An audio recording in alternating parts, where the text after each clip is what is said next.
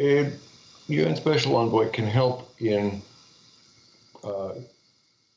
د ملګرو ملتونو ځانګړی استازی کولای شي د بیلابیلو اړخونو د مسألو په تشریح کولو سره د ځینو شکونو په لرې کولو کې مرسته وکړي. شاید وکولای شي د نړیوالې ټولنې په همغږۍ کې مرسته وکړي. همدومره خو بیلابیل لوري باید ریښتینی پرمختګ ته لیواله وي. ځانګړی استازی په افغانستان کې د نړیوالو د تمرکز په ساتلو کې مرسته کوي.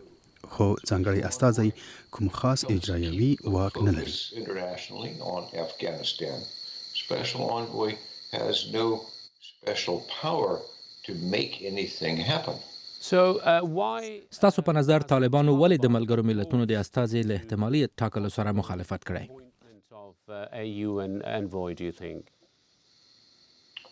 Well, of course, the real تاسو answer باید له طالبانو څخه اصلي ځواب وغواړئ. هغوی اوس پر خپل ځای دي. دوی حکومت لري، جګړه پای ته رسیدلې ده او له همدې امله د ځانګړي استازي اړتیا نشته. البته نړیواله ټولنه د سیمې حکومتونه او مهم تمویلونکي هیوادونه د طالبانو له دې دریځ سره موافق نه دي. agree with that. د راپورونو له مخې که ځانګړی استازي وټاکل شي، بین الافغاني خبرو ته به هم پام وکړي. امریکا په بین الافغاني خبرو کې څه رول لوبولی شي؟ What role can the US play in an all-Afghan dialogue? Well, the U.S. is in favor of this.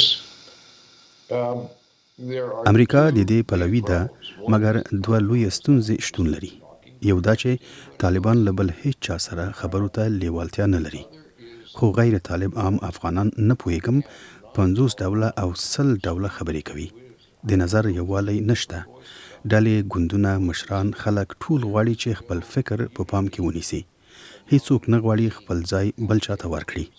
د ډلو ترمنځ د نظر یووالی نشته، سره له دې چې دوی خورا لږ ځواک لري. زما په اند دا یوه ستونزه ده چې افغانان یې باید د امکان په صورت کې د حل لار ومومي. د څو ټوټه کېدو ډیر اوږد تاریخ شته. تاسو په یاد ولرئ چې د شوروي اتحاد پر وړاندې د مبارزې په کلونو کې د مجاهدینو بیلابېلې ډلې په پرله پسې ډول سره ویشل شوي او بدلون یې موندلی دی. بیلابېل هزاره ګوندونه یا 3 یا 4 وو. په پاکستان کې ګوندونه راټول شوي وو، مګر دوی تل هڅه کوله چې جلا او وپاشل شي. نو دا ستونزه شته. همداراز په تیرو 100 کلونو کې چې امریکا په افغانستان کې و، ډلې جوړې شوې، دا ډلې بیلې شوې او اوس ګورم چې خلک او ډلې غواړي بهرانیان له دوی سره خبرې وکړي او دوی ته غوږ ونیسي. دوی په یو بل ډول غواړي چې بهرانیان دوی ته واک وسپاري، خو دا یوه ګټوره لار نه ده او هیڅکله به نه وي. افغانان باید د خپل منځي یووالي لار پیدا کړي.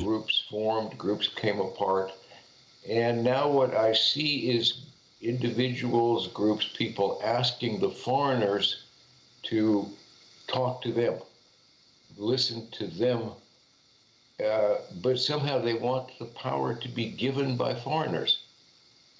It's not going to work. It has never worked. So you talked about the problems, Ambassador. تاسو د ستونزو په اړه خبرې وکړې. زموږ په یاد دي چې څه باندې 100 کاله وړاندې طالبان د واک د ویش له جوړښت څخه چې په بون کې جوړ شوی وو وویستل شو. اوس طالبان ظاهرا هغه کسان پرېږدي چې په واک کې وو، زیاتره یې غیر طالبان دي. خو د دې واک د جګړې بار عام خلک په غاړه لري.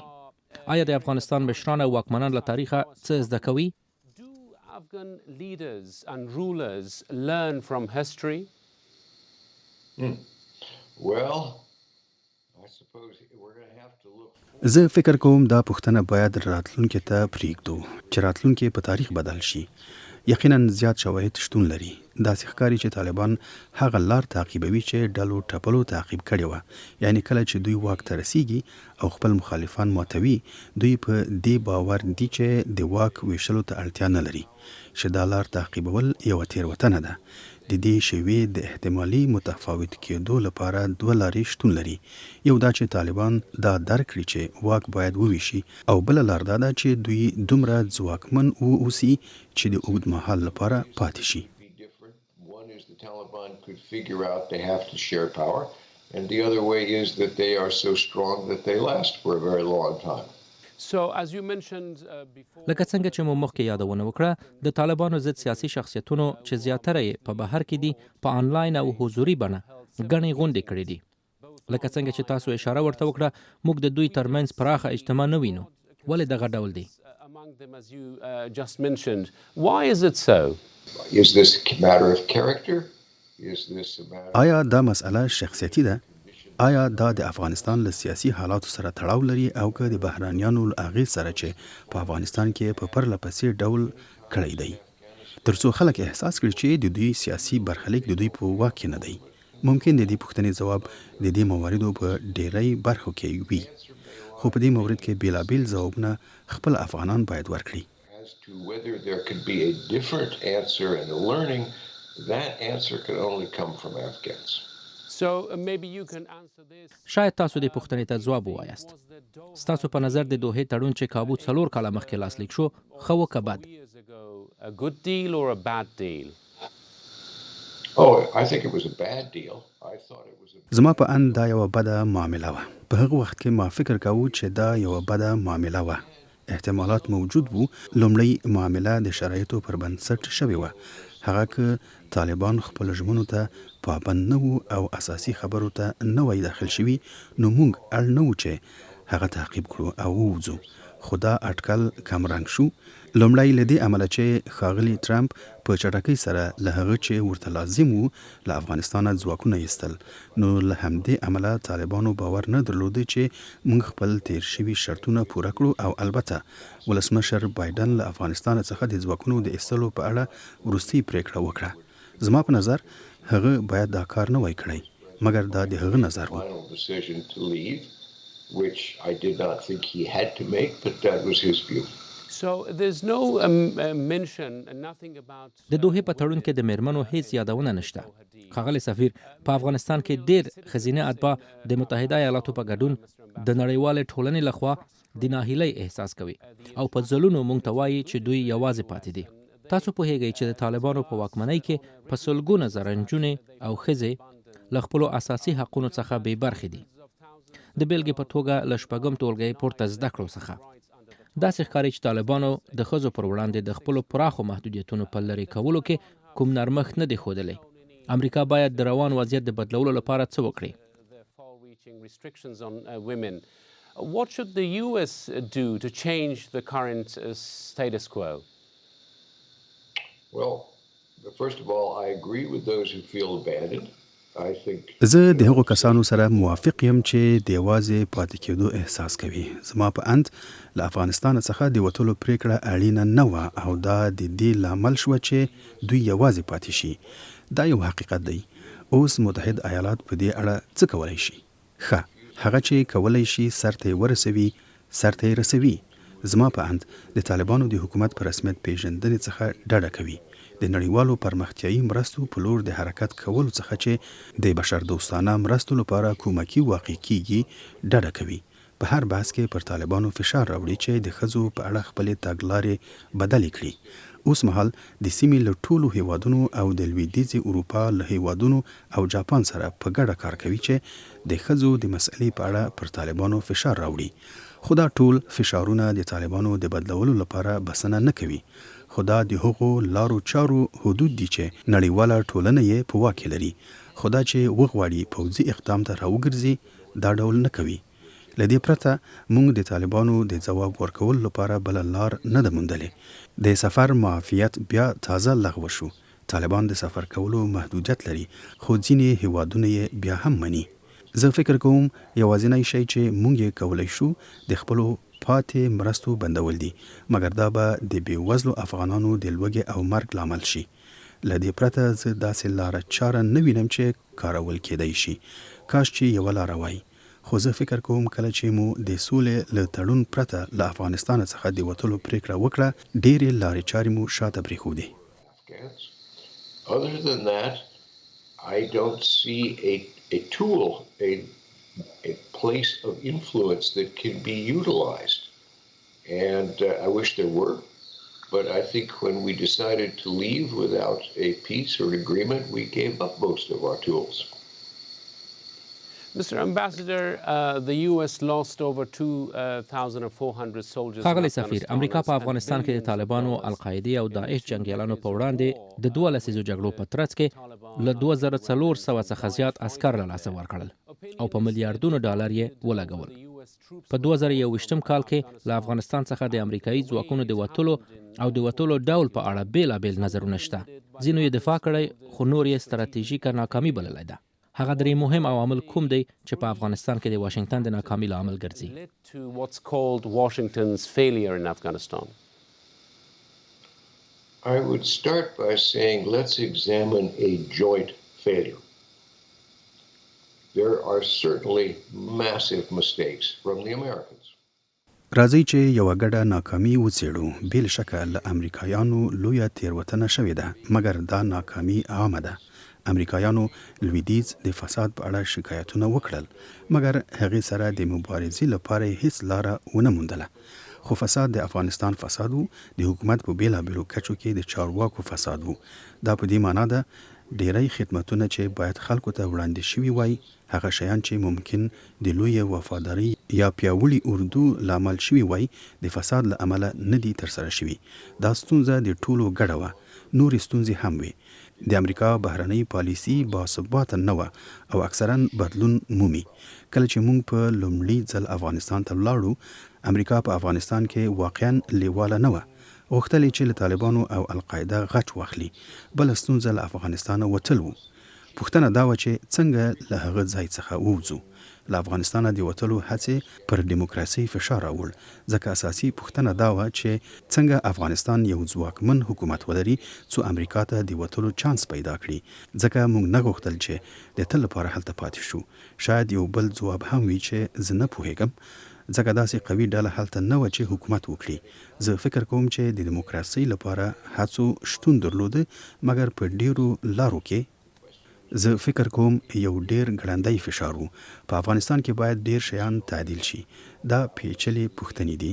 زه فکر نه کوم چې دا په 2 یا 3 ټکو کې خلاصه شي.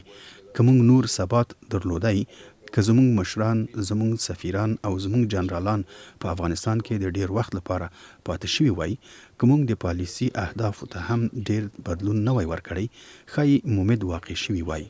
ځکه چې په دې حالت کې موږ یو پیاوړی او روښانه پیغام وړاندې کوو.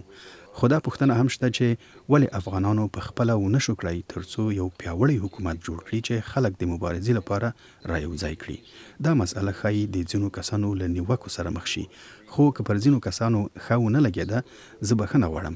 مګر تاسو پوهیږئ یو لوغو شیانو څخه چې نه یوازې امریکا بلکې د بیلګې په توګه برتانیا یا کاناډا هم توپیر کوي، دا دی چې زموږ د مشرانو اولادونه زموږ په جګړو کې برخه اخلي.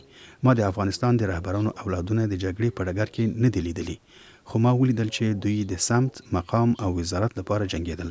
شاید داسې بدلون شونی وو.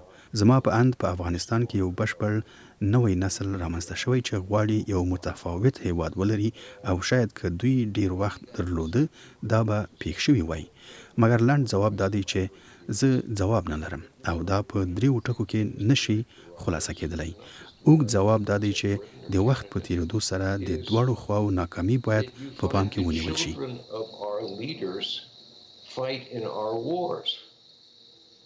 I did not see the children of the elites fighting in the field. I saw them fighting for positions in ministries.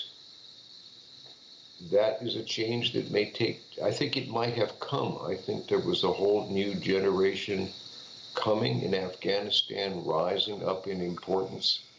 Mr. Ambassador, some of ښاغلی سفیر، په سیمه کې ځینې مهم لوبغاړي لکه ایران، چین او روسیه غوښتل چې امریکا او متحدین یې هغه مهال له افغانستانه ووځي. دوی اوس د طالبانو تر واک لاندې افغانستان کې د څه په لټه کې دي؟ Well, their policies have changed over time too. Iran was initially د وخت په تیریدو سره د دوی تګلارې هم بدلې شوې. په لومړي سر کې ایران او روسیې افغانستان ته د امریکایي او نورو ځواکونو په استولو کې همکاري کوله. امریکایانو او ایرانیانو له څو کلونو راهیسې په پټه په افغانستان کې د ثبات د رامنځته کولو په اړه خبرې کولې. زما په اند په کابل کې د ایران له سفیر سره زما وروستۍ لیدنه په 2015 کال کې وه خو وروسته د ایران د اټومي مسئلې په اړه د واشنگټن د فشار له امله ماته لارښوونه وشوه چې دا تماسونه بند کړم چې زما په اند ناسم وو. په هغه وخت کې د امریکا او ایران ترمنځ ستونزې ډېرې وې، خو ایران خپلې اصلي ګټې د افغانستان په ثبات کې لیدلې او دا زموږ دواړو په ګټه وو. روسان چې په لومړي سر کې په افغانستان کې سخت ځپل شوي وو سبا ته لیوال وو. په یاد ولرئ چې دوی له موږ سره د شمالي اکمالاتي کرښې په پرانیستلو کې همکاري وکړه چې د شمالي منځنۍ اسیا ټول هیوادونه یې پوښلي. موږ حق درلوده په هغو هیوادونو یا ځایونو کې اډې ولرو چیرې چې روسیا ډیر نفوذ لري او ممکن یو خنډ رامنځته کړي. د بیلګې په توګه په ازبکستان کې او زما په اند په قزاقستان کې. نو له همدې امله یادو هیوادونو په پیل کې مرسته کوله. کله چې زه په افغانستان کې وم روسیې د پورونو په بیا تنظیمولو کې مرسته کوله.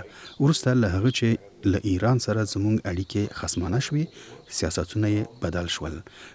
دوی کولای شي له افغانستان څخه پر موږ فشار راوړي. د روسیې تکامل وګد وو او له هغه څه سره تړاو لري چې پوتین یې په اروپا او اوکراین کې تعقیبوي. مګر په دې مرحله کې زه فکر کوم چې روسیا یو ډول دوه اړخیزه پالیسي تعقیبوي. له یوې خوا دوی په افغانستان کې د بې ثباتۍ په اړه اندېښمن دي او له بلې خوا د نشهیي توکو او د خلکو د بې ځایه کېدو په اړه چې منځنۍ اسیا بې ثباته کوي اندېښمن دي. خو په عین حال کې دوی د امریکایانو د ستونزو له امله ډیر خوښ دي. Drugs, they worry about population movements, things that will destabilize Central Asia. At the same time, they're very happy to see the Americans have a difficult time. And what about د چین په اړه څه وایاست؟ China? Oh, I'm not a Chinese expert. China's زه د چین د حوزې متخصص نه یم. چین د سرچینو سره علاقه لري. دوی له دې اندېښنه لري چې افغانستان به د چین پر وړاندې د ترهګرو پر ځاله بدل شي. زه فکر نه کوم چې چینایان د ښځو په اړه څه ووایي او زه فکر نه کوم چې دا د دوی لپاره مهم وي. زما په اند دوی نه پوهیږي چې تر کومه حده به په افغانستان کې بریالي شي او یا به د افغانستان په اړه څومره اندېښمن وي. نو موږ په دې اړه د ډیرو خبرو شاهدان یو. زیات شمیر چینایي سوداګر راځي او د تړونونو د لاسلیک په اړه ډیرې خبرې کیږي. خو د پانګه اچونې په برخه کې د عمل په ډګر کې د چینایانو واقعي فعالیت او ډیر ګټور کارونه نه تر سترګو کیږي. نو زه فکر کوم چې چینایان لا هم محتاط دي. in terms of actually making investments and doing anything very productive. So I think the Chinese are still feeling their way. So you referred to the importance of aid. تاسو افغانستان ته د مرستو رسولو اهمیت په ځانګړې توګه اړمنو خلکو ته اشاره وکړه. خو تاریخ ښیي چې په افغانستان کې د حکومتونو راپرځول او رامنځته کېدل په بهرنیو مرستو پورې تړلی دی. د سیګار د نوي راپور له مخې د 2021 کال تر اګست پورې متحده ایالاتو له افغانستان او افغان کډوالو سره له 11 میلیارډ ډالرو ډېرې مرستې کړې دي. که د امریکا مرستې بندې شي آیا طالبان به 6 میاشتې په واک کې پاتې شي؟ Can the Taliban keep clinging to power for, let's say, 6 months if the US aid is seized? Probably. Most of the aid is going دا ممکنه ده د مرستو ډیره برخه د خلکو د خوړلو لپاره کیږي او د طالبانو حکومت ته نه رسیږي. د طالبانو حکومت هیڅ کومه لویه پرمختیایي پروژه نه ترسره کوي. البته د دې مرستو یو څه برخه طالبانو ته له بیلابیلو لارو رسیږي. مګر زه فکر کوم چې دا دومره د پام وړ نه دي. په حقیقت کې طالبان د خلکو پروا نه لري. نو که خلک خواړه ونه خوري دا معلومه نه ده چې طالبان به هغوی ته اهمیت ورکړي که نه. طالبانو د ګمرکونو عواید ښه کړي دي. دا ښه خبره نه ده چې ووایم طالبان د پخواني جمهوري دولت په پرتله ډیر صادق دي. خو د ګمرک په عوایدو کې همدا ډول دي. شاید د پاسپورت په دفتر کې نه وي. دوی خپل محدود دولتي عواید زیات کړي دي. خپل معاشونه یې کم کړي او په خورا سختو شرایطو کې ژوند کولو ته چمتو دي. زه فکر کوم چې دوی به شاید مدیریت وکړي، پاتې به راشي یا نه. آیا د مرستو بندول په حقیقت کې خلک دومره بې حوصلې کوي چې د حکومت په وړاندې راپورته شي؟ ممکن دا یو بله پوښتنه وي، خو زه فکر نه کوم چې دا ډول به پیښ شي. زه فکر کوم که چیرې مرستې بندې شي نو په کلیو کې به ډیر خلک مړي شي.